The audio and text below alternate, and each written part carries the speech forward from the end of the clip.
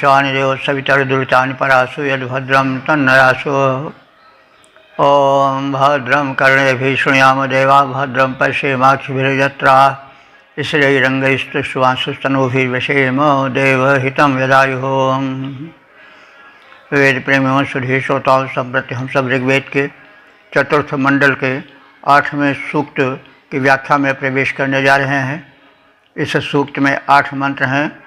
देवता अग्नि है, मंत्र दृष्टा ऋषि वामदेव हैं और छंद गायत्री है।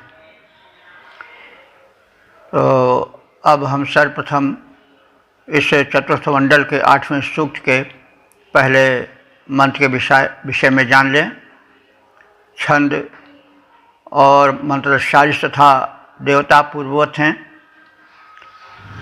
और शीर्षक इसका है स्तुति माध्यम से अग्निदेव की महत्ता का विवर्धन हो। अब संबंधित मंत्र का सर्वप्रथम सस्वर पाठ हो जाए।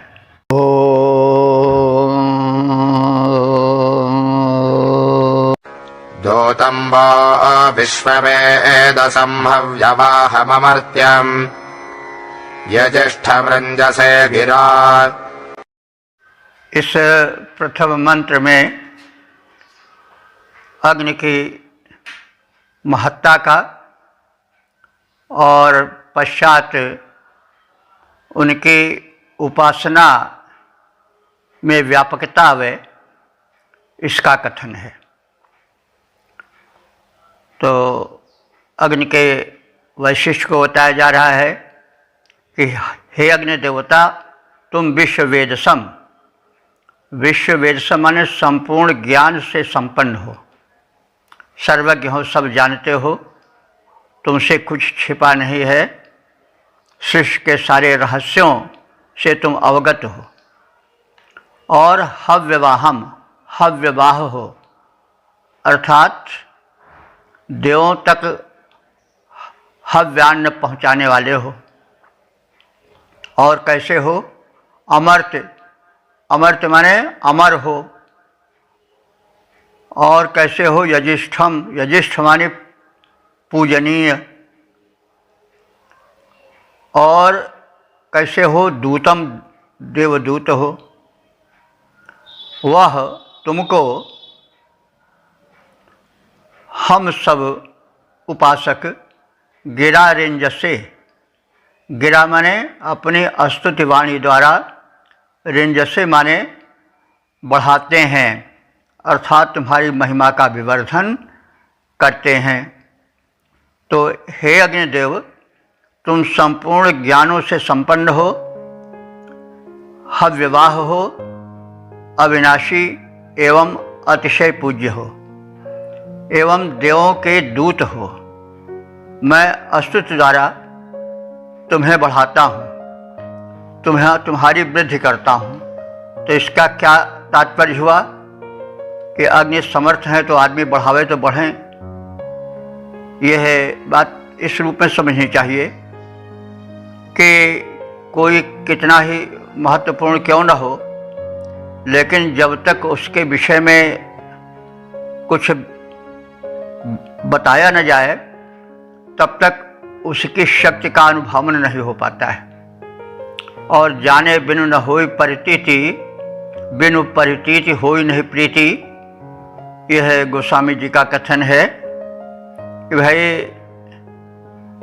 जब तक हम किसी वस्तु को जानते नहीं हैं और फिर जान करके उस पर विश्वास नहीं करते हैं, तब तक उस वस्तु से प्रेम नहीं होता है। जब हम जानते हैं कि अमुक वस्तु बड़ी ही मूल्यवती है, उसकी महिमा और सामर्थ्य बहुत अधिक है, तभी हम उसके निकट जाते हैं, तभी उससे प्रेम करते हैं। अन्यथा उसके महात्म्य को जाने बिना हम उसके लाभ को भी नहीं ले पाते हैं। तो अग्नि देवता प्रत्यक्ष देवता हैं, उनमें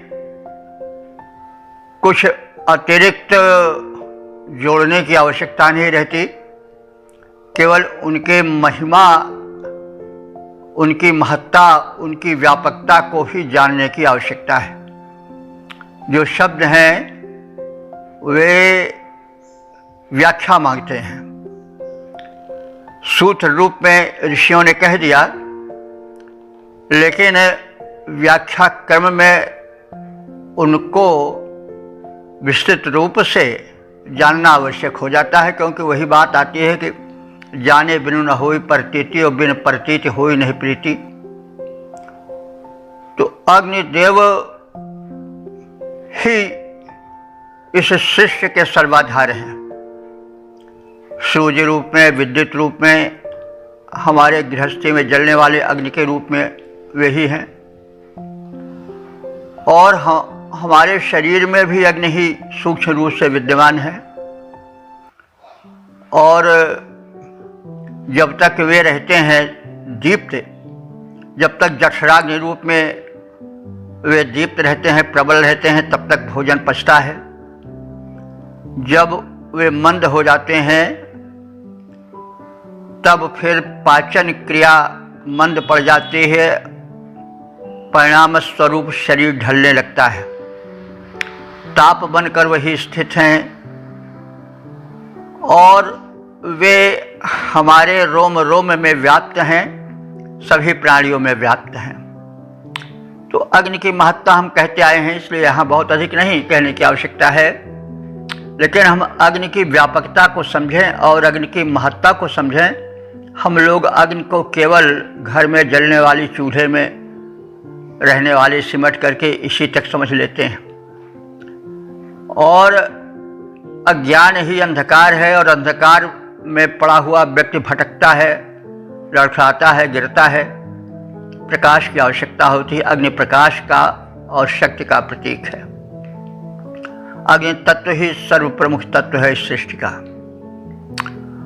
और हम उनकी महत्ता को नहीं जानते हैं, इसलिए हम अल्प शक्तिमान सदैव बने रहते हैं, रुग्ण बने रहते हैं, चिंतित बने रहते हैं, शक्तिहीन बने रहते हैं। तो इसलिए हम अग्निदेव की महत्ता को विवर्धन करते हैं, सबको बताते हैं, परिचय कराते हैं, स्वयं भी समझते हैं। तो इसी बात को कहा गया है कि मैं स्तुति द्वारा तुम्हें बढ़ाता हूँ, यानी तुम्हारी महिमा को सुस्पष्ट करता हूँ, एक्सपोज करता हूँ, ताकि लोग तुम्हारे महत्व को समझें, तुम्हारे प्रति आस्था रखें और तुम्हारे कारण जो विकास होता है उसका लाभ उठाएं और जो विनाश होता है उससे दूर रहें। तो इस प्रकार से स्तुति की आवश्यकता होती है। और स्तुति का अर्थ क्या है? किसी व्यक्ति या वस्तु विशेष के गुणधर्म का कथन ही स्तुति है। स्तुति का मतलब चापलूसी कभी नहीं समझना चाहिए। और स्तुति से लाभ होता है, क्योंकि हम जब किसी दिव्य शक्ति की स्तुति करते हैं तो हमारे मस्तिष्क में उसका स्वरूप छाया रहता है, और फिर विचारों से वो धीरे धीरे हमारे शरीर में, हमारे मस्तिष्क में उसकी दिव्यता, उसका तेज समाता जाता है और देव पूजक देववत होने लगता है। तो जीवन में प्रार्थना का बड़ा महत्व है, क्योंकि उससे देव विशेष की शक्ति का संक्रमण शरीर में होने लग जाता है। इसलिए उपासना, ध्यान आदि का वैज्ञानिक महत्व है, उसको समझना चाहिए और प्रार्थना द्वारा जीवन को दिव्य बनाना चाहिए, उसमें बल लाना चाहिए और उस महत्व को समझ कर प्रार्थना करनी चाहिए। नहीं तो भाई तुलसीदास जी ने बहुत स्पष्ट कह दिया, यद्यपि वे कहते गए नामे काफ़ी है, लेकिन फिर भी उन्होंने कहा कि भाई राम राम सबही कहे ठग ठाकुर यर चोर, राम राम सबही कहे ठग ठाकुर और चोर, और बिना प्रेम रीझे नहीं तुलसी नंद किशोर। तो प्रेम का मतलब हुआ कि उससे लगाव केवल आम कहा जाए, भोजन भोजन कहा जाए, पानी पानी कहा जाए, तो फिर न तो भूख मिटेगी और न प्यास मिटेगी। हमें उसको ग्रहण करना चाहिए, तभी लाभ होगा। तो इसी आशय को समझकर हम अग्नि की व्यापकता को समझें और जीवन में अग्नि की महत्ता को जानें, जनाएं। ऋषि का यही संदेश है। छंदोबद्ध रूप देख लें। संपन्न अग्नि देवता दिव्य सर्वज्ञ पूज्यतम होत्राता, स्तुति कर कीर्ति बढ़ाता हूँ, हे देवदूत अभिमत दाता। ओ वेद प्रेमियों, सुधी श्रोताओं, संप्रति हम सब ऋग्वेद के चतुर्थ मंडल के 8वें सूक्त के दूसरे मंत्र की व्याख्या में प्रवेश करने जा रहे हैं। मंत्र दृष्टा ऋषि वामदेव, देवता अग्नि और छंद गायत्री है। शीर्षक है सर्वज्ञ देव यज्ञ से देवों को बुलाने की प्रार्थना। अब संबंधित मंत्र का सर्वप्रथम सस्वर पाठ हो जाए।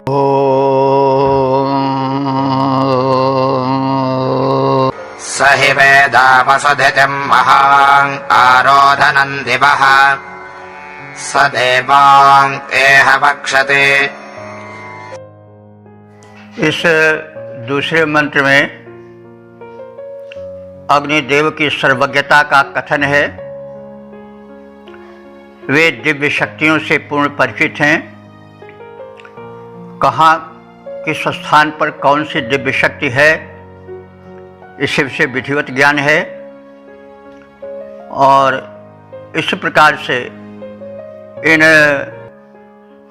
सर्वज्ञ अग्निदेव से प्रार्थना है कि वे विविध प्रकार के धनों के धारण करने वाले दिव्य शक्तियों को बुलाकर हमारे यज्ञ मेला में, तो यज्ञ से मतलब जो यज्ञ होता है ये तो है ही है, जो यज्ञ वेदी में होता है, साथ साथ जीवन भी एक यज्ञ है। और शक्तियों के बिना कोई कार्य नहीं होता। शक्तियाँ देवों में हैं और वे देव जब आवाहित होते हैं तो उनकी शक्ति से आवाहक यानी जो उनका उपासक होता हो लाभान्वित होता है। इसी भाव को व्यक्त किया गया है। अभिव्यक्ति सूत्र रूप में होती है और अभिव्यक्ति में लक्षणा व्यंजना आदि का प्रयोग होता है, इसलिए उनके मध्य से अर्थ हमको निकालना चाहिए, प्रतीकों को भी समझना चाहिए। तो अग्निदेव की प्रार्थना करते हुए ऋषि कह रहा है कि सौ ही वसुधितिम वेद, साही माने सह माने वो, ही माने निश्चय ही। तो वे अग्निदेव निश्चय ही वसुधितिम देवम वेद, वे देव जो कि विविध प्रकार के वसु माने ऐश्वर्य को धारण करने वाले हैं, देने वाले हैं, उनसे उनको वेद, वेद माने जानते हैं। वेद माने वेद तो होता ही है, लेकिन यहाँ पर वेद जो है तो चारों वेदों के लिए नहीं है, बल्कि वेद धातु से बना है वेद भी, और वेद यहाँ भी वेद धातु से बना, तो वेद माने जानना। तो अग्निदेव उन सभी देव शक्तियों को जानते हैं जो कि विविध प्रकार के धनों का स्वामित्व करते हैं या धनों को धारण करते हैं। तो इस संदर्भ में हम उनसे प्रार्थना करते हैं कि वे देव शक्तियों को बुलावें, जागृत करें, हमारे कल्याण में लगाएं। और जो महान अग्निदेव हैं, दिवा आरोधनम, द्विलोक में आरोहण करें, द्विलोक में जाएं। द्विलोक दिव्य लोक है और वहाँ जो दिव्य शक्तियाँ हैं उनको बुलावें। सह इह देवान आवक्षति, वो यहाँ इस हमारे यज्ञ में आवें, यानी वे इंद्रादि देवों के रूप में जो विविध शक्तियाँ हैं वो हमारे इस यज्ञ में पधारें। तो अब देखिए, दिव्य लोक का या दिव्य लोक का कथन किया है अग्निदेव द्विलोक में कौन सी दिव्य शक्तियाँ हैं, कहाँ हैं, इससे वे परिचित हैं। इसीलिए वे देवदूत हैं। दूत को प्रत्येक स्थान से परिचित होना चाहिए, नहीं तो वो कैसे पहुँचेगा। तो वे जो अग्निदेव हैं वो तीनों लोकों की शक्तियों से परिचित हैं, खास तौर से दिव्य लोक की शक्तियों से विशेष परिचित हैं। ऐसा कहा जाता है कि एक लोक ऐसा है जो दिव्य लोक है, जहाँ देव शक्तियाँ रहती हैं और जो ऊपर है, कहीं बहुत दूर आसमान में बसा हुआ है कोई लोग। अब इसको तो सभी मानते हैं। हमारे मुसलमान भाई भी कहते हैं कि जो खुदा है वो 7वें आसमान पर रहता है, वो भी ऊपर ही स्थान बताते हैं। हमारे ऋषिमुनि भी और लोग भी और धर्म के लोग भी कहते हैं भाई ऊपर वाला जाने। तो मतलब अब ये ऊपर वाला दिलोक क्या है और तीनों लोग क्या हैं, इस रहस्य को जानना परम आवश्यक है। यथा पिंडे तथा ब्रह्मांडे, एक सूत्र है कि जो कुछ इस ब्रह्मांड में है, असीम ब्रह्मांड में, वो हमारे पिंड में भी है, शरीर में भी है। यह ब्रह्मांड पूरा बटा है 3 लोकों में, भूलोक में, अंतरिक्ष लोक में और द्विलोक में। हमारा शरीर भी उसी प्रकार से है। नाभि के नीचे का जो भाग है वो भूलोक है, नाभि से ऊपर और कंठ तक का जो भाग है वो अंतरिक्ष लोक है, और उसके ऊपर जो भाग है वो द्विलोक है, मस्तिष्क वाला भाग। और द्विलोक में दिव्य शक्तियाँ रहती हैं। 7वें आसमान से हम यही समझ सकते हैं कि अच्छा कि वही जो दिव्य लोक है वही 7वां आसमान है। तथ्य एक है, समझने में थोड़ा फर्क होता है। किन्हीं कारणों से हमारे यहाँ तो व्याख्या की छूट दी गई है, लेकिन शायद जहाँ तक मेरा ख्याल है व्याख्या की छूट इस्लाम में वैसी नहीं है, इसीलिए लोग उसकी वैज्ञानिकता को नहीं पहचान पाते हैं। अब 7वां आसमान कोई वो स्थान है जहाँ की फरिश्ते खुदा को एक सिंहासन पर बैठाए हुए अपने कंधे से संभाले रहते हैं। तो अब हमारे यहाँ वही देव शक्तियाँ हैं, उनके यहाँ फरिश्ते हैं, लेकिन हम उसकी व्याख्या करने की छूट पाए हैं, लेकिन शायद इस तरह से छूट उन सबको नहीं है। तो ये जो द्विलोक है क्या है, कौन सा लोक है? ये मस्तिष्क वाला लोक है, यही दिव्य लोक है, और इसमें अनंत शक्तियाँ भरी हुई हैं। इसको तो विज्ञान भी एक स्वर से मानता है कि मस्तिष्क में शक्ति कितनी है अभी मापी नहीं जा सकी है। तो इस दिव्य लोक से परिचय कौन कराते हैं? अग्नि देवता। अग्नि देवता सर्वज्ञ हैं और उनका प्रसार दिव्य लोक में भी है। अगर हम अनुभव करें तो देखेंगे कि जितनी गर्मी दिमाग में रहती है, जितना दिमाग गर्म रहता है, उतना शरीर का अन्य भाग नहीं गर्म रहता। पैर में वो गर्माहट नहीं होती। नाभ से नीचे जो है भूलोक, उसमें वो गर्मी नहीं होती। नाभ के ऊपर जो है पेट में और छाती में तो कुछ गर्मी होती है उससे ज़्यादा, लेकिन सबसे ज़्यादा जो गर्म भाग होता है वो होता है मस्तिष्क वाला। तो उसमें गर्मी जो है अग्नि देवता का गुण है। तो अग्नि देव का मस्तिष्क में विशेष निवास है, क्योंकि वे मस्तिष्क की शक्ति से परिचित हैं और वहाँ जो रहने वाली दिव्य शक्तियाँ हैं उनका उन्हें परिज्ञान है। और जब हमारे मस्तिष्क की दिव्य शक्तियाँ जागृत हो जाती हैं तो हमें देवत्व आता है। देव शक्तियाँ वहाँ हैं, लेकिन उनको बुलाने वाला कोई नहीं। अग्नि देवता की हम स्तुति नहीं करते हैं, अग्नि देवता की हम उपासना करें, स्तुति करें, उनमें एक चेतना समझें। चेतना माने तो वे दिव्य शक्तियाँ जागृत होंगी, वे हमारे जीवन यज्ञ में उनको बुलाकर लाएंगे। इस प्रकार से हमारा जीवन शक्ति संपन्न हो जाएगा और धन्य हो जाएगा। हम दुख के दावानल में दग्ध नहीं होते रहेंगे और हम विश्व में एक दैवी शक्ति का अनुभवन करके परम शक्ति से संपन्न हो जाएंगे, क्योंकि अल्पमत्ता ही दुख का कारण है। जब हम सिकुड़ जाते हैं संकुचित विचार वाले हो जाते हैं तो हमें कदम कदम पर शत्रु दिखाई पड़ते हैं, कदम कदम पर हमको कष्ट दिखाई पड़ता है, हम आहें भरते रहते हैं, जीवन में सुखी नहीं हो पाते हैं। तो इसलिए विचारों का और दैवी शक्तियों का पहचानना आवश्यक है। इस हमारे दिलोक में, मस्तिष्क में दिव्य शक्तियों का निवास है। और जैसा हम कहें कि वास्तव में मस्तिष्क ही सातवां आसमान है, जहाँ की खुदा रहता है, जो फरिश्ते हैं वही देव शक्तियाँ हैं। तो बस तथ्य वही है, थोड़ा कहने में फ़र्क पड़ जाता है, एक भाषा से दूसरे भाषा में कठिनाई हो जाती है, लेकिन मनुष्य यही है कि उसको वैज्ञानिक बुद्धि रखनी चाहिए और उसको गंभीरता से चिंतन मनन करके अनेकता में एकता का दर्शन करना चाहिए, न कि बंटवारे वाला, हम हिंदू तो मुसलमान, वो ये वो हम बस यह करके रहेंगे, वो करके रहेंगे। यह संकुचित विचार है और यह विनाशक विचार होता है। इसलिए हमें वेदों की उदारता और वेदों के प्रतीकों को समझना चाहिए और समझाना चाहिए।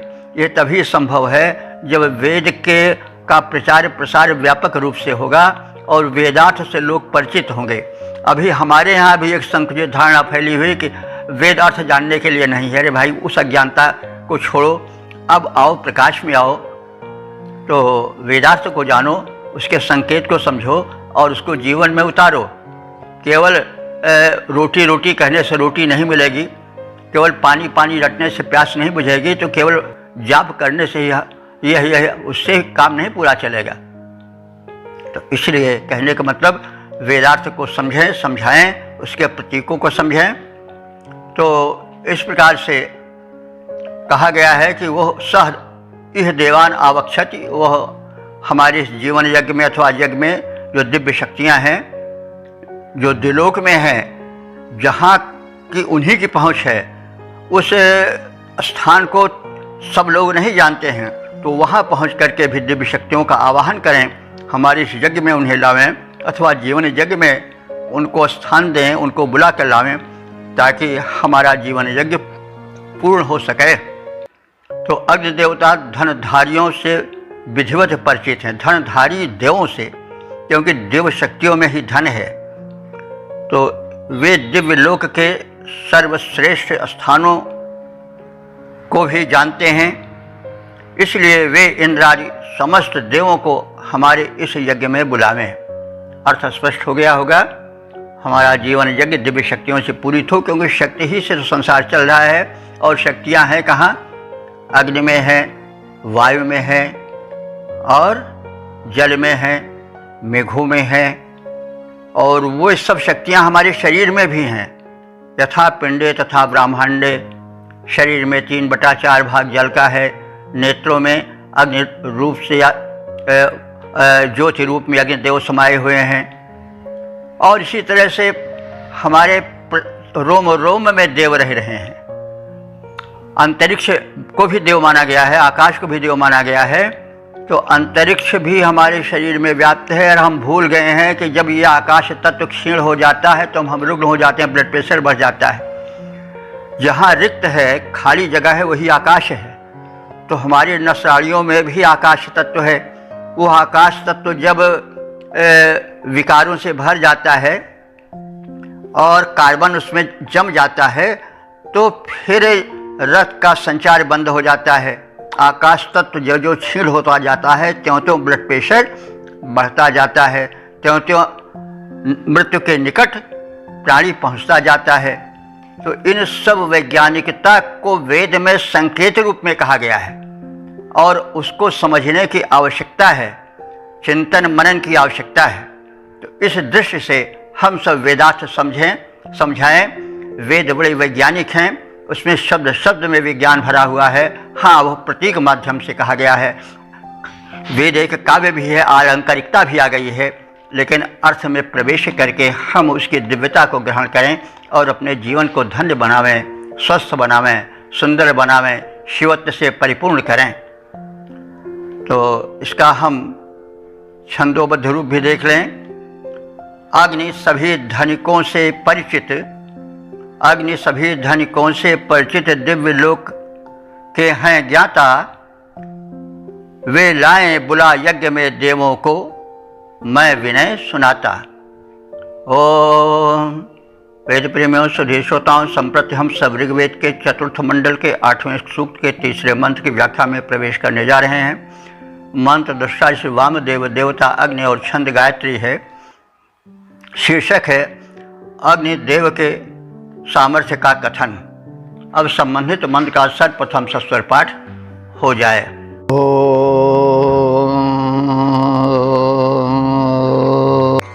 सवेददेव आनमं देवांग्रताजते दमे दाति प्रजाड़ चिद्वसो। इस तीसरे मंत्र में कहा गया है कि अग्नि देवता में अनंत सामर्थ्य है और उनके सामर्थ्य के कारण अन्य देव शक्तियाँ उनके आगे नम्र बनी रहती हैं। तो सहदेव वह दिव्य देव अग्नि देवान आनम वेद, आनम माने नमन, नम माने झुकना होता नहीं, तो आनम माने झुकाना। देवान माने दिव्य शक्तियों को, अन्य दिव्य शक्तियों को वो आनम माने झुकाना, वेद माने जानते हैं। यानी कौन दिव्य शक्ति किस प्रकार से अपने उद्दंडता या अपने शक्तिमत्ता के प्रयोग से इधर उधर जो डगमगा रही है उसको कैसे झुकाया जाए, इसको वे जानते हैं। मैंने अग्निदेव का ज्ञान और उनकी महत्ता इतनी विशिष्ट है कि अग्निदेव ही उन दिव्य शक्तियों को झुकाने में समर्थ हैं। तो भाई इसको हम यूँ भी समझ लें, थोड़ी इसकी वैज्ञानिकता की ओर प्रवेश करें। तो जैसे पवन देव हैं, वो भी एक देवता हैं, वायु देव हैं, देवता हैं। लेकिन जब वे तूफान बनते हैं तो उनको तूफान बनने में अग्निदेव ही तो सहायक होते हैं, चक्रवात आदि बनने में। बात यह है कि जब अग्निदेव अपना ताप विस्तृत करते हैं तो उस ताप से जो कुछ दूर मील, 2 मील, 4 मील या कुछ जहाँ की वायु जब तप्त ज़्यादा हो जाती है तो वह ऊपर उठती है। ऊपर उठती है तो एक रिक्तता आती है। तो जो रिक्त स्थान होता है उसको भरने के लिए अगल बगल का जो वायुमंडल है वो टूट पड़ता है और उसमें एक प्रवाह आता है, फिर वो धक्का देता हुआ चला जाता हुआ तूफान बन जाता है। तो कहने का मतलब इस प्रकार से अग्निदेव ही जो अन्य दिव्य शक्तियाँ हैं उनको झुकाना जानते हैं। अग्निदेव ही पर्जन्य में, बादल में बिजली बन करके उनको बरसाने के लिए विवश करते हैं। अग्निदेव ही समुद्र से उसके जल को उठा करके जो है ताप से वाष्प बना देते हैं, जो बादल बनता है और वृष्टि होती है। तो ये झुकाने का तात्पर्य यही हुआ कि अग्निदेव जो है वह अपनी महत्ता के कारण समस्त दैवी शक्तियों को अपने हिसाब से चला सकती हैं, यह कहने का तात्पर्य है। और वैसे जब स्तुति की जाती है तो यह प्रवृत्ति होती है स्तुति की संबंधित देव की महिमा का गुणगान किया जाए, उस समय वही श्रेष्ठ माना जाता है। तो इसको भी ध्यान रखें। लेकिन इसमें वैज्ञानिकता भी है, साथ साथ यह भी समझना चाहिए कि जब जिस देव की स्तुति होती है तो उसका गुणगान विशिष्ट रूप से होता, बस तुम ही सब कुछ हो, तुम ही सब कुछ हो। तो ये तो एक स्तुति का एक शैली है। तो वह जो दिव्य देव अग्नि हैं वो अन्य जो दैवी शक्तियां हैं, जल के रूप में, पवन के रूप में, भिन्न भिन्न रूपों में, उनको वे झुकाना जानते हैं। कहने का मतलब उनके आदेशों के हिसाब से वे आचरण करते हैं। और दमे ऋतायते प्रियाणि चित वसुदाति। और ये जो अग्निदेव हैं वो दमे, दम माने होता है घर। तो दमे ऋतायते, तो यहाँ दम माने यहाँ उनका घर यज्ञशाला कहा जा रहा है। शाला भी घर के ही अर्थ में आता है, पाठशाला वैसे यज्ञशाला। तो ये दमे यज्ञशाला में रितायते, रितायते माने जो ऋत के प्रेमी हैं। ऋत देखिए, ऋत के विषय में हम कहते आए हैं कि ऋत का अर्थ सार्वभौम सत्य भी होता है, यूनिवर्सल ट्रुथ भी है। ऋत का अर्थ जल भी है और ऋत का अर्थ यज्ञ भी है, क्योंकि यह सार्वभौम है। यज्ञ प्रक्रिया भी सदैव होती रहती है, मनुष्य न करे लेकिन प्रकृति यज्ञ करती रहती है। जो निस्वार्थ कर्म है अग्निदेव का, वो अपना ताप देते रहते हैं, कुछ उसके लिए मांगते नहीं हैं। सूर्य देवता भी प्रकाश देते हैं, वो कुछ मांगते नहीं हैं, तो वो यज्ञ ही कर रहे हैं। वायु देवता प्रवाहित होते हैं, वो अपने ऑक्सीजन की कोई कीमत नहीं मांगते हैं। वो चाहते हैं कि आप हमको आहुति दो, हमें शुद्ध किए रहो, बस हम आपको शुद्धता और स्वास्थ्य धन विचरित करते रहेंगे, बस इतने है।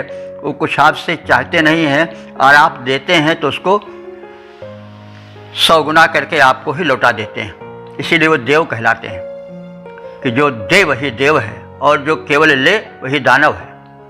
तो दमे रितायते, वे जो अग्नि देवता हैं वो यज्ञशाला में जो है वो यज्ञ का विस्तार करते हैं, और यज्ञ करने वालों को प्रियाणिचित वसु ददाति। वसु माने धन, और जो याज्ञिक हैं, यजमान हैं, उनको वे प्रिय वसु, वसु माने ऐश्वर्य धन, दाति माने देते हैं। तो वह अग्निदेव अपने सामर्थ्य से देवों को झुकाना जानते हैं, अर्थात इतने समर्थ हैं कि देवता उनके आगे झुकने को विवश हो जाते हैं। वो समर्थ दानी भी हैं, और यजमानों को अभीप्सित प्रिय धन प्रदान करते रहते हैं। तो यह अग्निदेव की महत्ता है। तो पद रूपांतरण है, हैं अग्निदेव इतने समर्थ, सुरमंडल आगे झुक जाता, वे हैं समर्थ दाता, उनसे यजमान वांछित है पाता। ओम वेद प्रेमियों, सुधी श्रोताओं, संप्रति हम सब ऋग्वेद के चौथे मंडल के 8वें सूक्त के चौथे मंत्र की व्याख्या में प्रवेश करने जा रहे हैं। मंत्र दृष्टा ऋषि वामदेव, देवता अग्नि और छंद गायत्री है। शीर्षक है दौत्य कर्म कुशल अग्निदेव। अब संबंधित मंत्र का सर्वप्रथम सस्वर पाठ हो जाए।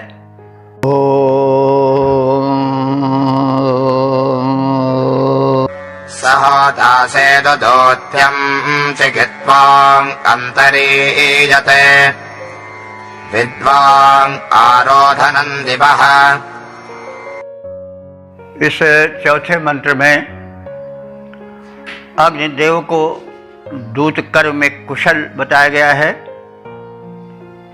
देवस्थानों से वे पूर्ण परिचित हैं, और उन तक यजमानों की, याज्ञिकों की, उपासकों की भावनाओं को और उनके समर्पण को पहुंचाने वाले हैं।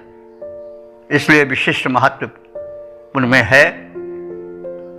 इसी संदर्भ में कह रहा है ऋषि कि सह होता, वह अग्नि देव होता है। होता माने दिव्य शक्तियों के आवाहक हैं, उन्हें बुलाकर लाने वाले हैं। और दूत्यम चिकित्वान, चिकित्वान माने ज्ञानी, कित माने ज्ञान होता है, चिकित्वान माने पूर्ण ज्ञानी। और वे दूत्यम माने दौत्य कर्म के पूर्ण ज्ञाता हैं। दौत्य कर्म माने एक स्थान से दूसरे स्थान पर जाना, और जहाँ से जाए वहाँ के व्यक्तियों के संदेशों को जहाँ जाए वहाँ पहुँचाना। तो यह दौत्य कर्म है।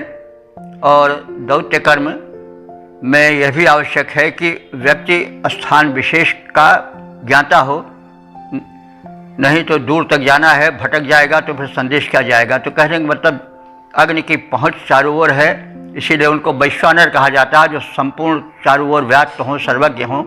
इस प्रकार से ऐसे भी विशेषण अग्नि सूक्त में आते रहते हैं। तो अग्निदेव दिव्य होता है, देवों के आवाहक हैं, और उन्हें देवों के निवास स्थान का पूर्ण ज्ञान है, वे चिकित्वान हैं। दिवा आरोधनम विद्वान अंतः ईयते। दिवा माने द्विलोक, के योग्य स्थानों को भी वे जानने वाले हैं। और यते माने प्रेरक हैं। तो वे जो दिलोक में दिव्य स्थान है जहाँ देवों का निवास है उससे वे परिचित हैं और वे प्रेरक भी हैं। वे देवताओं को प्रेरित करते हैं कि यजमानों की, यज्ञ करने वालों की, शुभ करने वालों की सहायता करें, उन पर कृपा दृष्टि करें, उनको अपने अनुदान दें। और दूत हैं इसलिए मनुष्यों से भी कहते हैं कि तुम दिव्य शक्तियों की आराधना करो। संपर्क सूत्र वही जोड़ते हैं, इसलिए वे देवदूत हैं, उनका बहुत महत्व है। तो याजकों से प्राप्त हव्यान देवों तक पहुँचाने वाले होता रूप अग्नि दौत्य कर्म को भली भांति जानते हैं। वह दिव्यलोक में आरोहण करने की प्रक्रिया से भी पूर्ण परिचित हैं। वहाँ जाते हैं और क्योंकि वे सर्वत्र विद्यमान हैं, जो सर्वज्ञ होगा, सर्वत्र विद्यमान होगा, वही तो जानेगा। और जो एक सीमित स्थान पर रहेगा वह सब स्थानों को कैसे जान सकेगा। तो अग्निदेव के विषय में कहा गया है कि वे सर्वत्र हैं।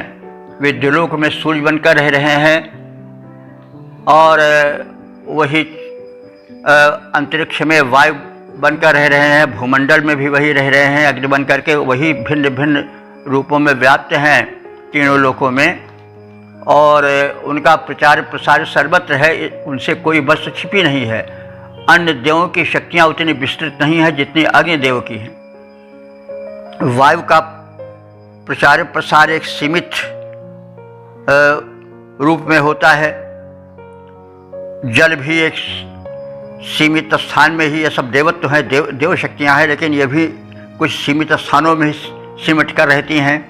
लेकिन इन अग्निदेव का जो सूर्य रूप में भी हैं, विद्युत रूप में भी हैं, शरीर में ताप बन करके रह रहे हैं, हर प्राणियों में रह रहे हैं, ज्योति बनकर रह रहे हैं नेत्रों में, तो वो तो सर्वत्र व्याप्त हैं।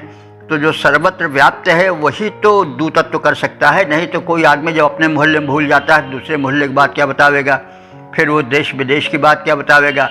तो अग्निदेव सर्वज्ञ हैं, सर्वत्र व्याप्त हैं, इसलिए वो देवदूत हैं और इसलिए उन संदेश वाहक से प्रार्थना परम आवश्यक है। तो याजकों से प्राप्त हव्यान को देवों तक पहुंचाने वाले, उनके उपहार को उन्हें प्रस्तुत करने वाले होता रूप अग्नि दौत्य कर्म में कुशल हैं। वे भली भांति देवस्थानों को जानते हैं। वह दिव्य लोक के आरोहण योग्य स्थानों के पूर्ण ज्ञाता हैं और सर्वत्र विद्यमान हैं। हम दिव्य लोक क्या है इस विषय में भी पिछले मंत्रों में कहे आए हैं, अब यहाँ पर उसके और व्याख्या की आवश्यकता नहीं है। बहरहाल जो प्रतीक हैं, जो आलंकारिक वर्णन है, उनको हम यथास्थान यथा समय उसका संकेत करते रहते हैं।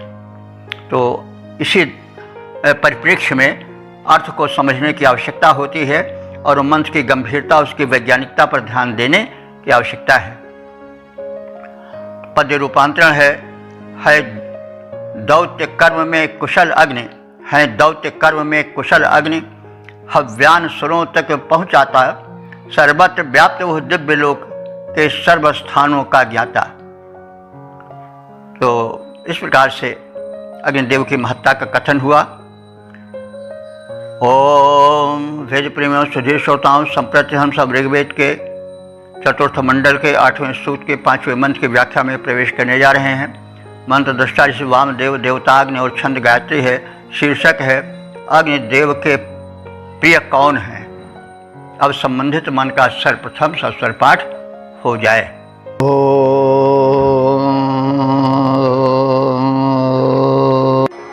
तेस्यामजे अग्नजे ददाशुरहव्यदातिभिः य ईं पुष्यन्त इंधते। तो इस 5वें मंत्र में अग्निदेव कैसे प्रसन्न होते हैं और कैसे उनकी दीप्ति में वर्धन होता है, इस बात को बताया गया है। और जो अग्निदेव की सेवा करते हैं, उनकी उपासना करते हैं, अग्निदेव उन पर प्रसन्न होते हैं। वे आहुतियों द्वारा प्रसन्न होते हैं और जो याजक गण हैं वे उन्हें आहुतियाँ चढ़ा करके प्रसन्न करते हैं। हम सब भी वैसा ही करें। आदि आदि बातें इस मंत्र में बताई गई हैं कि ये हव्य दाति भी अग्नये ददाशु। जो लोग हव्य दान द्वारा अग्नि की सेवा करते हैं, उनसे प्रसन्न करते हैं, अग्निदेव जब हव्य पाते हैं तो प्रज्वलित होते हैं, वृद्धि प्राप्त करते हैं, यही उनका प्रसन्न होना है। और पुष्यंतः इस प्रकार से यज्ञ वेदी में अग्नि जला करके उनको आहुति प्रदान करके जो लोग उन्हें पुष्ट करते हैं, विकसित करते हैं, वे लोग अग्नि के परम प्रिय पात्र बन जाते हैं। या ईंधते, ईंधते माने ईंधन से ही ईंधते बना है, ईंध धातु है ना, और इसी से ईंधन भी बना है। ईंधन शब्द तो बहुत प्रचलित शब्द है, तो ईंध से ईंधनते हो गया है, यानी इसको हम कह सकते हैं तो नाम धातु भी कह सकते हैं।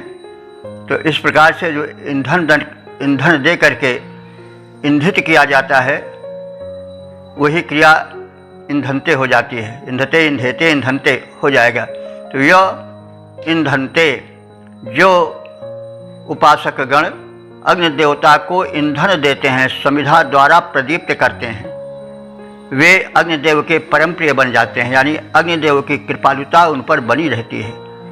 ते श्याम, ऐसे लोग तुम्हारे प्रिय हो जाएं। हे अग्निदेव, जो तुम्हें प्रदीप्त करते हैं, आहुति चढ़ाते हैं, तुम्हारे प्रिय पात्र हैं और तुम्हें वो प्रिय होते रहें। और हम भी उन्हीं की भांति तुम्हारे प्रिय पात्र बने रहें और तुम्हारे अनुकूल आचरण करके हम तुम्हें प्रसन्न करते रहें, यानी याज्ञ क्रिया करते रहें। तो यज्ञ से क्या लाभ है, इसके विषय में विशेष कहने की आवश्यकता नहीं, आप सब जानते हैं। समय भी कहता गया है और उससे वातावरण शोधन होता है और तरह तरह से उसका विकास होता है। तो जो यह यज्ञ कर्म हुआ, अग्निहोत्र हुआ, वो बड़ा महत्व है, उसकी एक वैज्ञानिकता है। पर्यावरण शोधन होता है, पर्यावरण शोधन होने से हमें स्वच्छ वायु, स्वच्छ जल मिलता है और वही तो हमारा जीवन है। तो इस प्रकार से जो ऋषि कह रहा है कि अग्निदेव को प्रसन्न करने के लिए आवश्यक है कि अग्नि क्रिया की जाए, अर्थात आहुति डाल करके अग्नि को प्रज्वलित किया जाए और दिव्य शक्तियों को और अग्नि देवता को प्रसन्न किया जाए और उनका प्रिय पात्र बना जाए। और हम जो कह रहे हैं वे भी ऐसा ही करते रहें, यह बात कही गई है। तो जो याजक आहुतियों द्वारा अग्नि की सेवा करते हैं, उन्हें पुष्ट करते हैं, प्रदीप्त करते हैं और समिधाओं द्वारा उन्हें विशेष विवर्धित करते हैं, वे अग्नि देव के प्रिय पात्र बन जाते हैं। हम भी उन्हीं की तरह आचरण करें, अर्थात यज्ञकर्ताओं की भांति हम भी अग्नि पूजन से प्रेम करें। तो भाई अग्नि पूजन बड़ा व्यापक है और बड़ा महत्वपूर्ण है। तो पद्य रूपांतरण है, जो आहुति समिधाओं द्वारा पावक को पुष्ट बनाते हैं, वे हैं पावक के प्रिय। हम भी वैसे ही यज्ञ रचाते हैं। ओम वेद प्रेमियों, सुधी श्रोताओं, संप्रति हम सब ऋग्वेद के चौथे मंडल के 8वें सूत्र के 6ठे मंत्र के व्याख्यान में प्रवेश करने जा रहे हैं। मंत्र दृष्टा से वामदेव देवता अग्नि और छंद गायत्री है। शीर्षक है अग्नि परिचर्या का सत्परिणाम। अब संबंधित मंत्र का सर्वप्रथम सस्वर पाठ हो जाए।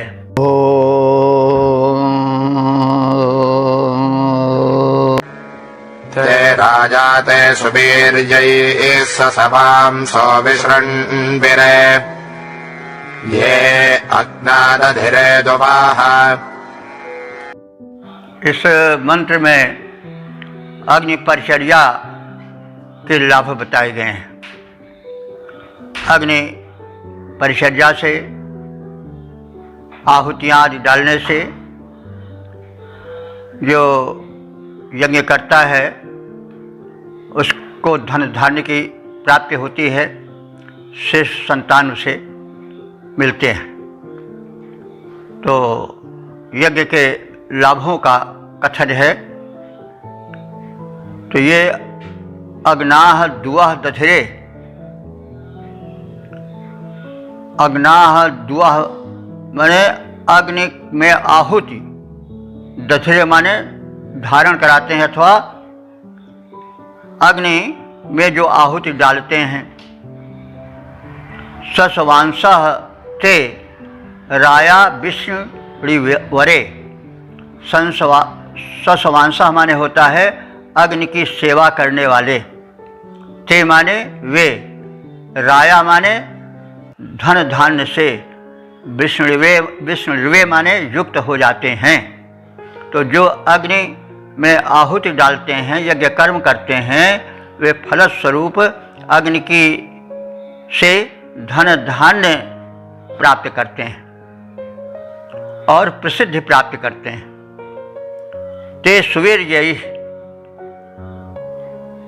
संततैः, वे बलवान संतानों से भी परिपूर्ण हो जाते हैं। यानी अग्नि उपासना के लाभ यह हैं कि जो याजक अग्नि में आहुति डालते हैं वे अग्नि के परिचारक धन धान्य से परिपूर्ण हो जाते हैं, धनवान बन जाते हैं, यश और शक्तिशाली संतानें प्राप्त करते हैं।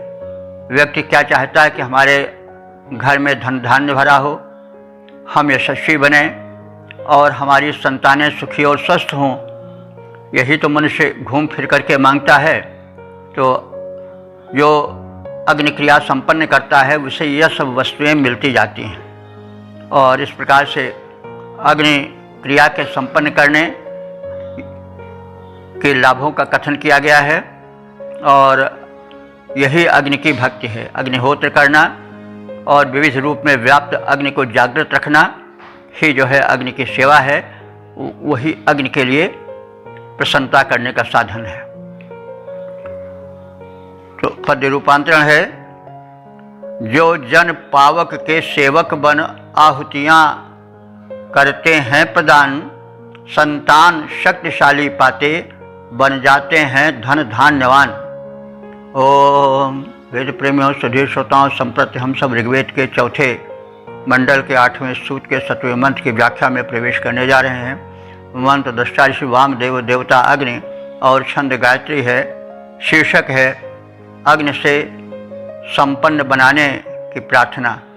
अब संबंधित मंत्र का सर्वप्रथम सस्वर पाठ हो जाए।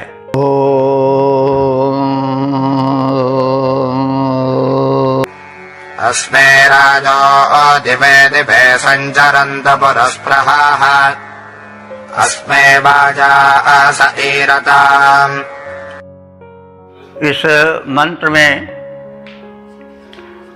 यह कहा गया है कि हम यज्ञीय जीवन बितावें, हमारा जीवन यज्ञ से परिपूर्ण रहे और परिणाम स्वरूप हमको धन धान्य मिलता रहे, हम संपन्न जीवन बितावें, विपन्न जीवन से दूर रहें और इसके हेतु हमें अग्नि देवता प्रेरणा देते रहें। तो पुरुष प्रिया रायः दिवे दिवे, हे अग्निदेव, दिवे दिवे माने दिनों दिन, प्रतिदिन। पुरुष प्रिया रायः, पुरुष प्रिया माने वह राय। देखिए रई शब्द है, रई माने धन होता है, रायः बहुवचन है। तो हमें बहुत प्रकार के धन मिलें। धन की तमाम कोटियां हैं। जैसे गोधन उस युग का बड़ा भारी धन था, बाज धन अश्वों का धन था और अन्य रत्न धन बहुत से हैं। विद्या भी धन है, विद्या धनम सर्वधन प्रधानम। और इसी तरह से हेल्थ इज़ वेल्थ, स्वास्थ्य सबसे बड़ा धन है। सुखी स्वस्थ परिवार, पुत्र पौत्रादि से संपन्न घर भी धन ही है। तो धन वो है जो धन्य कर दे। धन्य शब्द भी धन से ही बना है, लेकिन धन का मतलब केवल द्रव्य ही नहीं हुआ, वरन विशेष प्रकार की विशिष्ट आवश्यकताएं जिनसे समाज में मनुष्य ऊंचा गिना जाए। स्वास्थ्य धन, विद्या धन और वे धन्य कर देने वाले धन हमें प्राप्त होते रहें और प्रतिदिन प्राप्त होते रहें, हम उनसे वंचित न हों। हे अग्निदेव, असमय सचरंतु, इस प्रकार से धन की विविध कोटियाँ हमारे पास संचरण करें, हमारे पास आती रहें। वाजासह अस्मे ईरताम, वाज शब्द कहते हैं अन्न को, और वाजासह बहुवचन है, तो भिन्न भिन्न कोटि के पुष्ट अन्न हमको प्राप्त होते हैं। वाजासह यानी अन्नों के प्रकार, भिन्न भिन्न कोटि के विविध अन्न हमें पर्याप्त मात्रा में प्राप्त हों। अस्मय ईरताम, इन सब धनों को जिनकी चर्चा संक्षिप्त की गई है वे हमें मिलते रहें, और आप ईरताम, उन धनों को हमारी ओर प्रेरित करते रहें, ताकि उनकी परंपरा में कभी विच्छिन्नता ना आवे, वो निरंतर हमें मिलते रहें। ये नहीं कि एक दिन मिल गया बहुत, उसके बाद फिर झोली खाली हो गई, तो हमें नित्य मिले। हम नित्य आपकी प्रार्थना करें, नित्य आपकी सेवा करें, और नित्य हमें नए नए धन जो हमको धन्य कर दें वे प्राप्त होते रहें। तो बहुप्रिय ऐश्वर्य प्रतिदिन हमारे पास आते जाएं।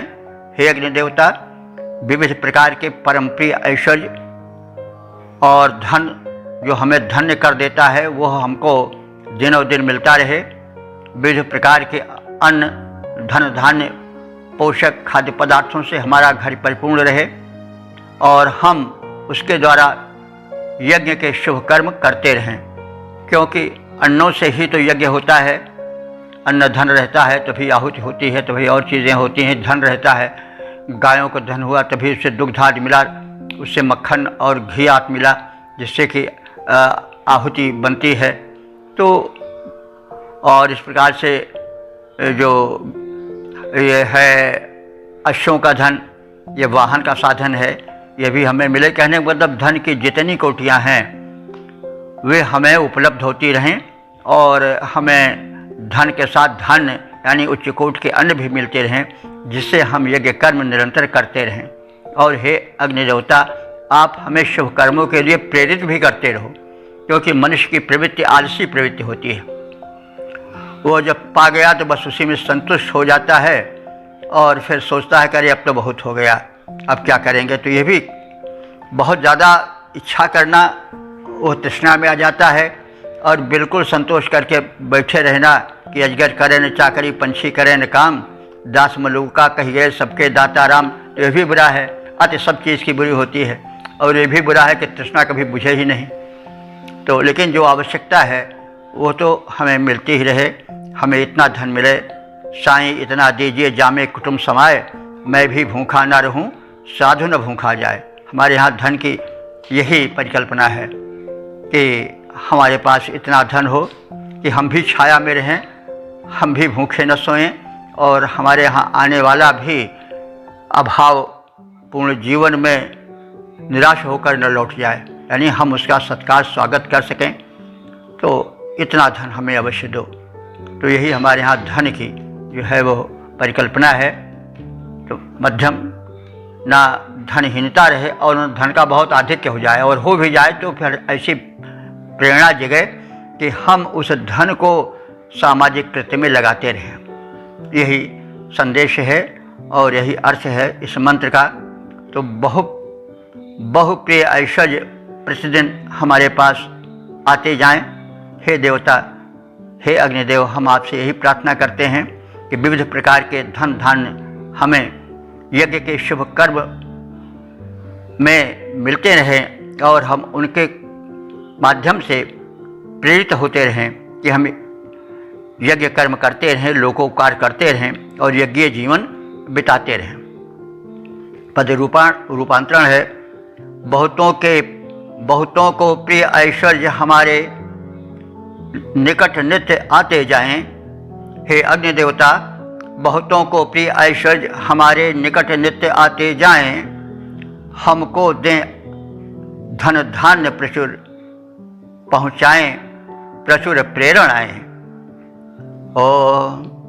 वेद प्रेमियों, सुधीर श्रोताओं, संप्रति हम सब ऋग्वेद के चतुर्थ मंडल के 8वें सूक्त के 8वें मंत्र की व्याख्या में प्रवेश करने जा रहे हैं। मंत्र दृष्टा जिसे वामदेव देवता अग्नि और छंद गायत्री है। शीर्षक है अग्नि मानव को कष्ट विमुक्त करे। अब संबंधित मंत्र का सर्वप्रथम सस्वर पाठ हो जाए।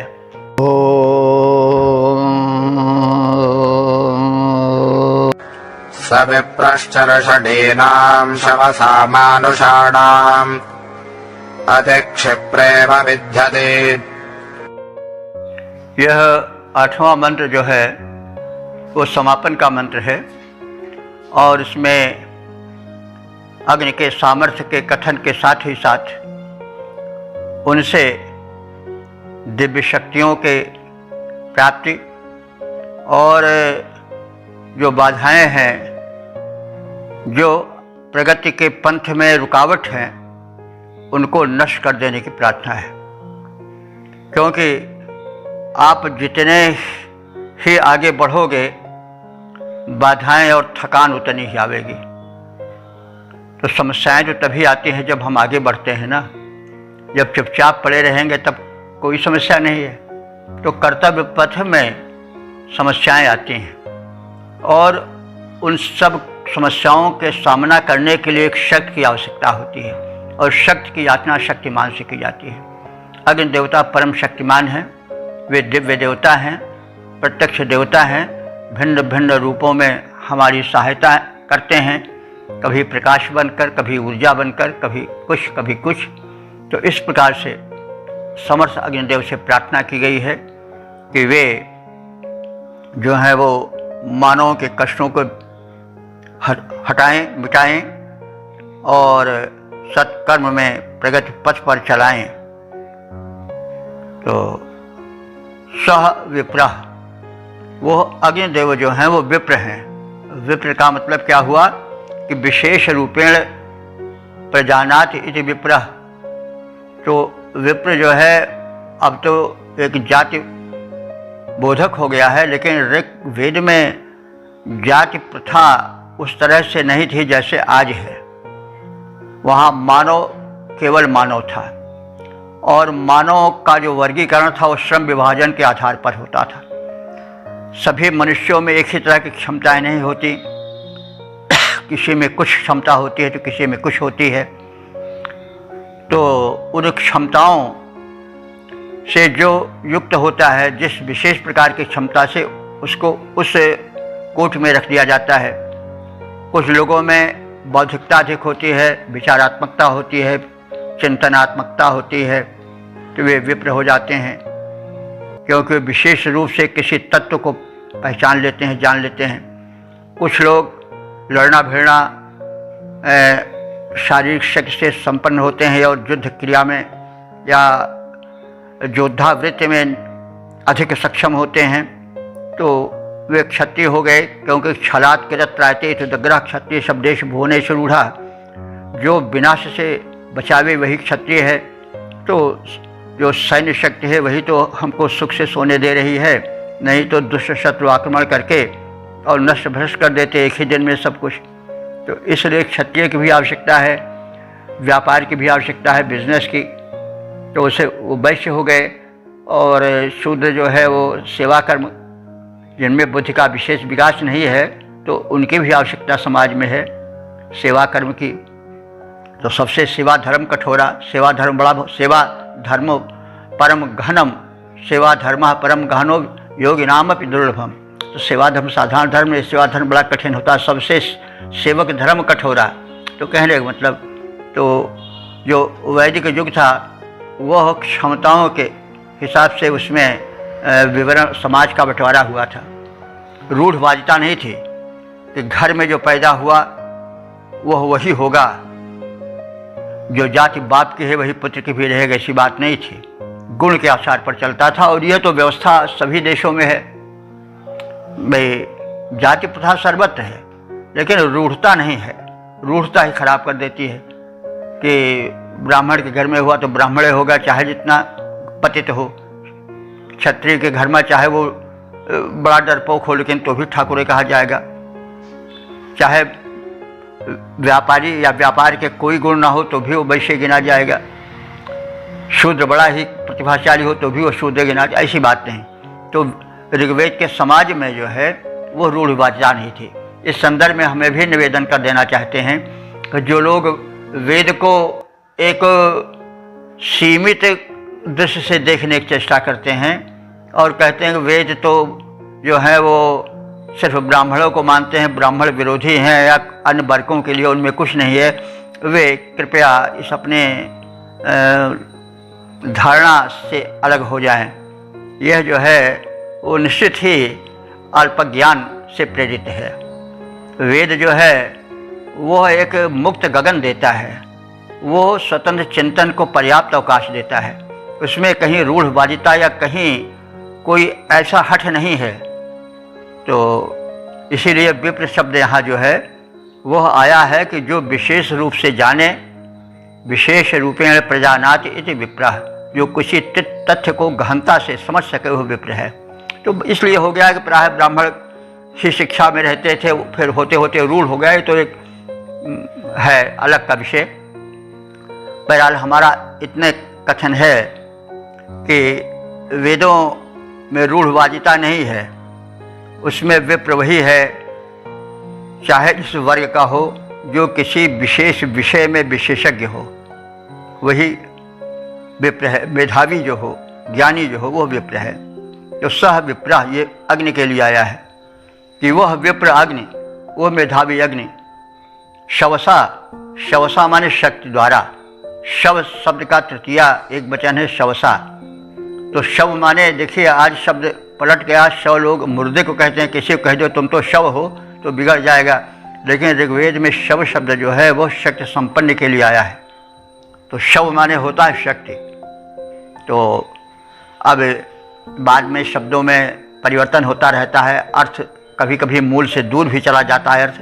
तो ऋग्वेद का इस नाते भी अध्ययन आवश्यक है कि हम इस शब्द शक्ति के भी मूल को भी पहचान जाते हैं कि कोई शब्द कहाँ से, क्योंकि प्राचीनतम शब्दकोश है वेद, इससे पहले कोई भाषा नहीं थी, इसी भाषा से निकल करके तमाम भाषाओं का विकास हुआ है।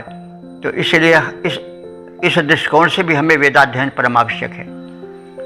तो शब्द की यात्रा, शब्द की शक्ति पहचानने के लिए भी वेदाध्ययन आवश्यक है। तो यहाँ पर शवसा के संदर्भ में सारी बातें हैं कि कही गई कि शव माने होता है शक्ति और शवसा माने शक्ति द्वारा।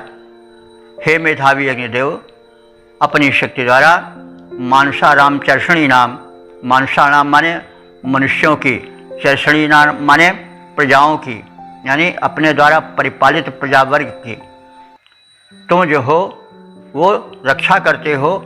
और क्षिप्राइव अति विध्यति, जैसे क्षिप्र माने तेज गति से जाने वाला बाण हो और वो हो लक्ष्य को बेध कर उसे नष्ट कर दे, वैसे तुम्हारी अनुकंपा जो है वह तीव्रगामी बाण की तरह चलती है और साधक की कठिनाइयों को नष्ट कर देती है। तो इस प्रकार से वह ज्ञानी अग्नि अपनी शक्ति द्वारा मनुष्यों के कष्टों को द्रुतगामी बाणों के समान बीध डालता है, उन पर तीव्र प्रहार करता है और उन्हें पूर्ण रूप से नष्ट कर देता है, उन विघ्न बाधाओं को जो कि मानवता के पथ में रोड़ा बनकर खड़ी हुई हैं। इसलिए अग्निदेव उपास्य हैं। पद रूपांतरण देखें, मानव को कष्ट विमुक्त करें वे अग्नि देवता जो महान, कर देते नष्ट दुष्ट दल को वे द्रुतगामी बाणों के समान। ओम। इस प्रकार से हमने संक्षेप में इस 8वें मंत्र का भी परिज्ञान प्राप्त किया। यह तो हम एक क्रम में कहते आ रहे हैं, कोई अब सारांश में ज़्यादा समय देने की आवश्यकता नहीं है, फिर भी संक्षेप में समझ लें पुनः समग्र का एक प्रारूप। तो जैसा आप सबको विदित हो चुका है कि यह सूक्त जो है ऋग्वेद के चौथे मंडल का है, 8वां सूक्त है। इसमें कुल 8 मंत्र संग्रहित हैं। सभी मंत्र जो हैं गायत्री छंद में हैं। सभी मंत्रों के दृष्टा ऋषि हैं वामदेव और सभी के देवता जो हैं अग्नि। तो इसमें अग्निदेव की महत्ता का कथन है। अग्निदेव का क्या स्वरूप है वो आप सब पर्याप्त मात्रा में जान चुके होंगे। अग्नि का अर्थ, जब हम अग्नि का नाम लेते हैं तो केवल हमारे सामने जलता हुआ चूल्हा या जलता हुआ दीपक ही या कहीं तापने के लिए या किसी प्रयोजन के लिए अग्नि खास स्थान पर जलाया गया हो तो वही हमारे दिमाग में घूम करके वही चित्र आ जाता है। लेकिन वास्तव में अग्नि बड़ा व्यापक है। कोई भी ऐसा स्थान नहीं है जहाँ अग्नि ना हो। अग्नि जल में भी है, तभी तो विद्युत जल में चमकती है और जल विद्युत योजना भी चलती है। तो पाषाण में तो अग्नि ही है, लेकिन जल में भी अग्नि है। तो अग्नि सर्वत्र है और अग्नि ही के कारण ताप मिलता है, अग्नि के कारण ही वृष्टि होती है। सूर्य और विद्युत और ये जो गार्हपत्य अग्नि है, पृथ्वी पर रहने वाली सामान्य प्रयोग वाली अग्नि है, ये सब एक ही रूप हैं।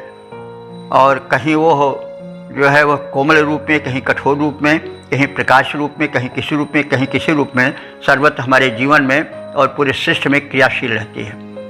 इसीलिए अग्नि को सर्वज्ञ कहा गया है इस मंत्र में। और यह भी कहा गया है कि हम अग्नि की निरंतर प्रार्थना करें और अग्नि को विकसित करें। इसका मतलब क्या हुआ कि अग्नि के महत्व को हम व्यापक रूप से जानें। हम अग्नि के महत्व को व्यापक रूप से नहीं जानते हैं, लेकिन व्यापक रूप से जानने पहचानने की आवश्यकता है। अग्नि अगर न रहे तो संसार नहीं रहेगा। अग्नि है तभी ताप है, अग्नि है तभी प्रकाश है, अग्नि है तभी हमारे नेत्रों में ज्योति है, अग्नि है तभी हमारा भोजन और सभी धातुएं पचती हैं, क्योंकि वो जठराग्नि रूप में है, वो ताप रूप में है। हमारे शरीर में ताप बनकर अग्नि का निवास है। जब शरीर ठंडा पड़ जाता है, अग्नि तत्व हट जाता है, तो मनुष्य का जीवन भी वहीं पर समाप्त हो जाता है। तो अग्नि की कितनी महत्ता है। अग्नि को इस सूक्त में बताया गया है कि वे जो हैं वो देवों के गुप्त स्थान को भी जानते हैं और द्युलोक के सारे रहस्यों को जानते हैं। तो द्युलोक क्या है उसकी व्याख्या इसी सूक्त में की गई है। शरीर यथा पिंडे तथा ब्रह्मांडे न्याय से हमारा मस्तिष्क जो है द्युलोक है, सबसे ऊंचे है और वहाँ पर दिव्य शक्तियाँ रहती हैं। ये तो सब सर्वविदित है। अभी हम कह भी चुके हैं कि मनुष्य में कितनी शक्तियाँ हैं मस्तिष्क में भरी हुई, उसको लोग अभी तक जान नहीं सके हैं, वैज्ञानिक भी नहीं जान सके हैं। बस इतने वो कहते हैं कि केवल 5 या 6% मुश्किल से आदमी का दिमाग अभी खुल पाया है और 94, 95 या 96% जो है सुप्त ही पड़ा है। तो इस प्रकार से जो दिलोक है, मस्तिष्क में अतुल शक्ति है, उसको अग्निदेव ही जागृत करते हैं। और हम अगर देखें तो दिमाग ज़्यादा, मस्तिष्क ज़्यादा गर्म रहता है, क्योंकि अग्निदेव का वहाँ विशेष प्रकोप होता है, यानी उनका पहरा रहता है विशेष। क्योंकि अग्नि जो है सुरक्षा करता है। अग्नि अगर तत्व बढ़ भी जाता है तो भी वो सुरक्षा के लिए बढ़ता है। बुखार वगैरह आता है, ज़्यादा ताप बढ़ जाता है तो भी सुरक्षा के लिए बढ़ता है, क्योंकि उस ताप के बढ़ जाने से जो शरीर में कीट होता है वो भस्म हो जाता है, जो शरीर में मल होता है वो जल जाता है।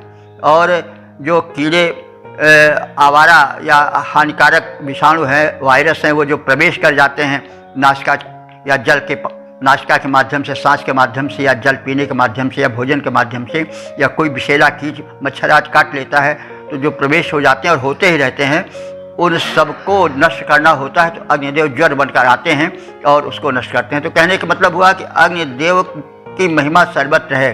तो अग्निदेव को हम केवल चूल्हे की अग्नि तक ही न रखें। वे हमारे शरीर में जठराग्नि हैं, हमारे नेत्रों में ज्योति हैं और वे कोई जल पदार्थ नहीं हैं। उनके पीछे एक चेतन शक्ति क्रिया कर रही है और वो चेतन शक्ति जो है वह सर्वज्ञ है, सर्वव्यापी है। तो अग्नि देवता परम प्रचंड देवता हैं, उपयोगी देवता हैं, सर्वव्याप्त हैं। वे ही सृष्टि के मूल देवता हैं। इसीलिए वेद में सर्वाधिक सूक्त जो हैं वो अग्नि के हैं, इंद्र के बाद। तो इंद्र तो भाई परब्रह्म परमात्मा के रूप में माने गए, उनके अंदर अधीन तो सब है, लेकिन उसके बाद जिसका नंबर आता है वो अग्नि ही है। और अग्नि को हम हर तरह से प्रबुद्ध रखें। और अग्नि जब हमारे शरीर में प्रचुर रूप में, प्रबल रूप में जागृत रहते हैं तो हमारा शरीर तेजस्वी रहता है, हमारा शरीर प्रकाशित रहता है, चमकता है। अग्नि तत्व निकल जाता है, शरीर देख नहीं मिलता है, मुर्दा बन जाता है। वो स्थान अपवित्र होता है जहाँ पर मुर्दा पड़ा रहता है, घर अपवित्र मान लिया जाता है, जो छूता है वो अपवित्र मान लिया जाता है। तो अग्निदेव उनके न रहने पर यह हालत होती है। तो अग्निदेव ही जीवन है, अग्निदेव ही सर्वस्व हैं। और वो अग्निदेव जागृत रहते हैं तो हमारी बुद्धि का बल, हमारे शरीर का बल, स्वास्थ्य का बल, सौंदर्य बल सब प्रकट होता रहता है। तो इसलिए अग्नि की महत्ता को समझना चाहिए, अग्नि को आहुति देनी चाहिए। आहुति देने से तो एक तो कीटाणु जो विषाणु हैं, वायरस हैं, वो नष्ट होंगे। दूसरे पूरा पर्यावरण शोधित होगा, जल वायु आदि जो देवता हैं वो सब शोधित होंगे। धरती में एक विमलता आवेगी, व्यापकता आवेगी, एक शोधन होगा। तो इस रूप में तो है ही हैं। साथ साथ हम अपने मुख के द्वारा जो आहुति डालते हैं अग्नि के लिए, जक्षाग्नि के लिए, वो भी दिव्य हो। अंट संट इधर उधर के न खाएं, जिससे कि अग्नि देवता रूठ करके मंदाग्नि बन जाएं। तो इस तरह से हर कार्य, अग्नि देवता जब प्रबल रहते हैं तो रोग नहीं आता है, ऊर्जा तब शरीर में रहती है। अग्नि तत्व का ज्यों ज्यों क्षीण होना होता है त्यों त्यों ऊर्जा खत्म होती जाती है। इसलिए अग्नि के महत्व को कहते हुए ऋषि थकता नहीं है, और जो भी इस महत्व को जान जाता है वो भी फिर थकता नहीं है कहने में। तो कहने का मतलब कि आप सब, हम सब इस अग्नि तत्व की महत्ता को जानें और अग्नि को परितः समझें और समन्तात ज्ञान प्राप्त करें और अग्नि तत्व को वर्धित करें, विकसित करें, उसका सदुपयोग करें। अग्नि का दुरुपयोग भी होता है, जब हम किसी घर फूंक देंगे तो दुरुपयोग होगा। जब हम एटम बम वगैरह बना करके संहारक रूप धारण करेंगे तो इनका दुरुपयोग है। तो अग्नि तो स्वर्ग भी पहुंचा सकता है और नरक भी डाल सकता है। तो कहने का मतलब अग्नि की महत्ता को समझें और अग्निहोत्र करें, नित्य अग्नि जलाकर उसमें आहुति डालें और अपने शरीर में जो हम आहुति डालें खाद्यान्न की वो भी पवित्र हो, और इस प्रकार से हम सुखी, स्वस्थ और सुंदर जीवन व्यतीत करें। तो यह संक्षेप में संदेश है इस सूक्त का।